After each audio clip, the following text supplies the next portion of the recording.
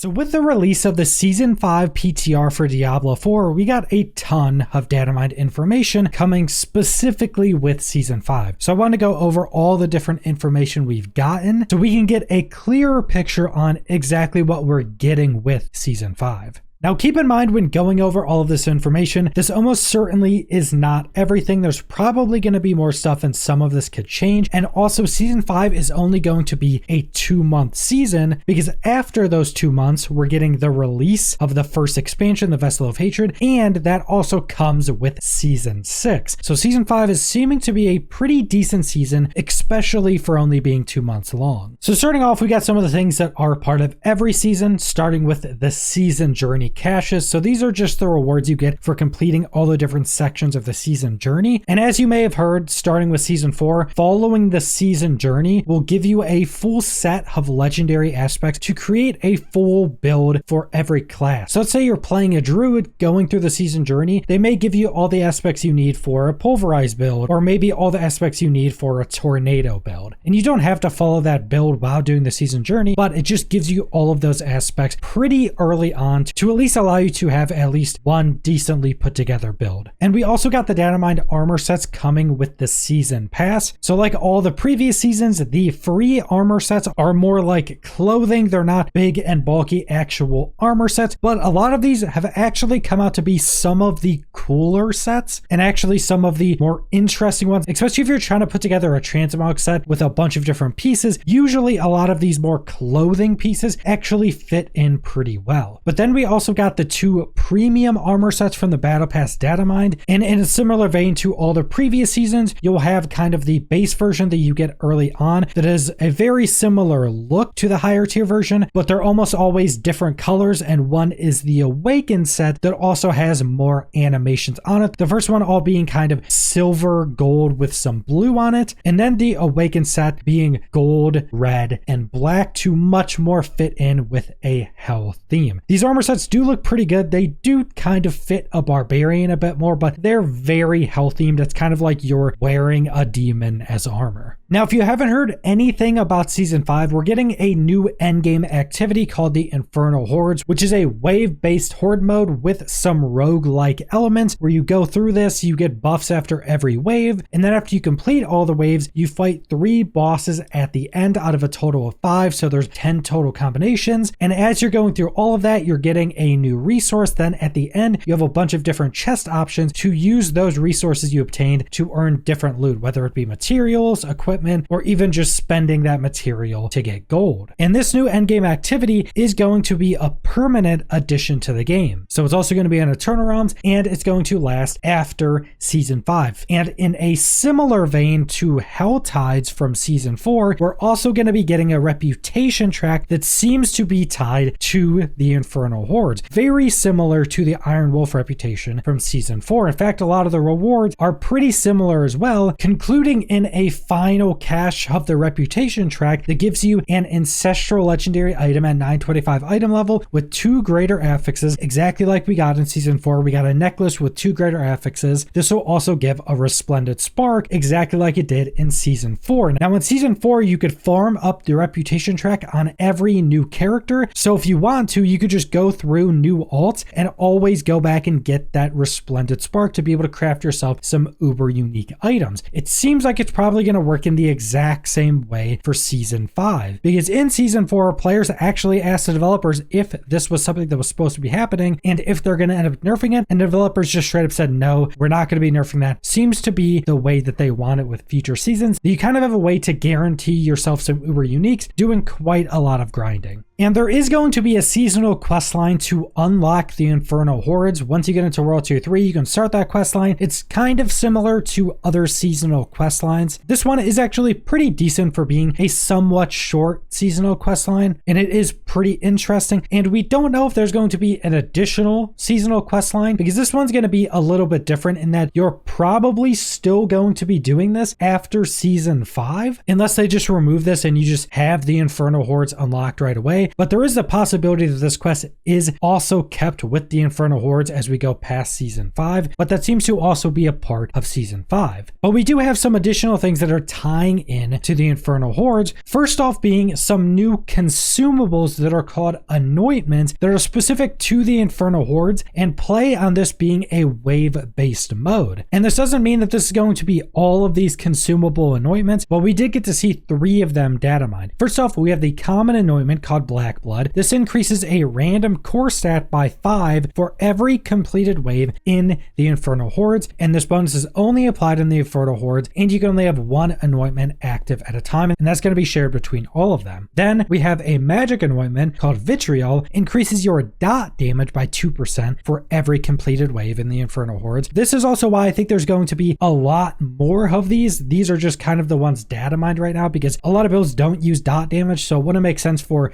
the only magic anointment to just be dot damage. And then we have the rare anointment called Antithopy, and this increases a random resistance by 2% for every completed wave in the Infernal Hordes, and increases your maximum resistance for all resistances by 1 every 5 waves. Your max resistances are capped at 85%. So this is a pretty big defensive increase, but again, I would fully expect there to be more anointments at every rarity that buff up different sets. And I do like that this seems to be an additional consumable past your normal elixirs or incenses that just gives you more stats to help you in the higher difficulty versions of this new activity. Hopefully these are also things that stay past Season 5. Now, a final piece of data mined information that is actually something I was able to see in game is someone we're all going to be pretty familiar with, which is the Butcher. Because before we were even able to play the PTR, these were data mined that there were some new models in the PTR, one of them being a new version of the Butcher that looks like he's much more hell infused. He has the massive horns, he has a chain on his wrist, he's more red and kind of demon-esque. And I thought this could have just been like some infusement of the Butcher where you would see everywhere, but I actually saw the Butcher on the PTR in a Nightmare dungeon and it was the normal Butcher. But while running an Infernal Horde run, I actually got the option for one of the buffs you choose between the waves to actually spawn in the Butcher. And I also learned some additional information. So these different buffs that you choose between each wave of this activity, which are called boons and banes, every one of these you select will give you something positive, whether that be like a buff to help you or a buff to give you more of the Aether, which is the resource of this. And you have 3 different options between every wave and you choose one. But what I also learned is there are different rarities of these, starting at white or common rarity and going up to rare or yellow rarity, going up to legendary or orange rarity. But then you also have the lighter orangish color for unique. Now I've only seen one unique and it was called the Stalking Devil. And when you go click on it, it has a picture of the Butcher or like an outline of the Butcher, and it says an infernal demon has your scent. That's the bane of the selection, and the boon of the selection is slay it to gain 25 ether. So basically this is a unique rarity buff that you can get in the Infernal Hordes to spawn in the Butcher on the next wave, and if you kill it you get 25 of the Aether resource, which is quite a lot of the specific resource for the Infernal Hordes. So this data mined model of this demon infused Butcher is literally a mini boss that you can choose to spawn in if you get the selection into your Infernal Horde run. This Butcher is probably going to be incredibly strong. Keep in mind that all of the normal chests at the end of these runs cost 25 Aether. It's only the one bigger chest in your runs that costs more than that. Getting 25 Aether from just this one thing is quite a lot, but the Butcher in here is probably going to be ridiculously strong. But that's all the data mined information I want to go over for Season 5. It seems like this is pretty much everything we're getting with this season. Keep in mind, we're also getting a ridiculous amount of changes. Literally every unique in the game is getting a kind of overhaul. We're getting 50 new unique and legendary items. We're getting a bunch of class changes. We're getting a bunch of quality of life. We're getting this new permanent endgame system. And this is all coming to only a 2-month season. So I think this is overall going to be a pretty big win for Season 5. But that's all I want to go over. So thanks for watching.